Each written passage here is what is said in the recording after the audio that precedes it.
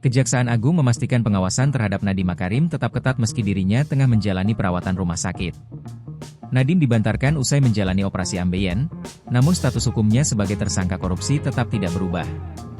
Kalau dibantar karena sakit tentu ada penjagaan khusus. Sekitar 6 petugas bergantian mengawasi, kata Kepala Pusat Penerangan Hukum Kejagung, Anang Supriyatna.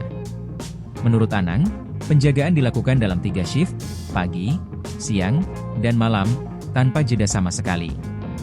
Ia menegaskan pembantaran ini bukan berarti bebas, melainkan bentuk pemenuhan hak tersangka yang sedang sakit. Kita tetap berpedoman pada hasil medis dokter, apakah pasien sudah bisa dipindah atau belum, jelasnya. Kejagung juga memastikan bahwa Nadiem tetap diborgol selama dirawat, sesuai dengan aturan pengamanan tersangka. Ia tetap diborgol. Itu tergantung situasi dan pertimbangan keamanan dari petugas yang berjaga, ujar Anang.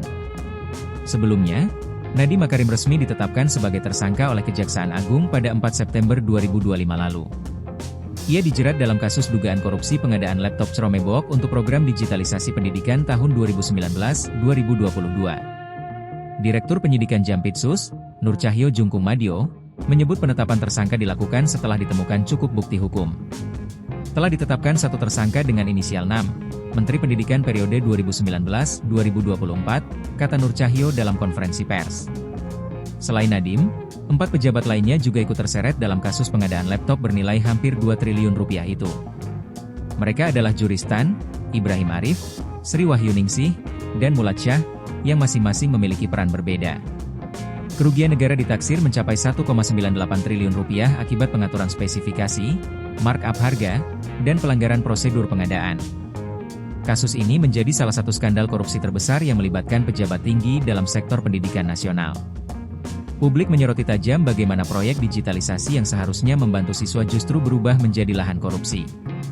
Meski kini tengah sakit, banyak pihak menilai Kejagung tetap harus menuntaskan perkara ini sampai ke pengadilan.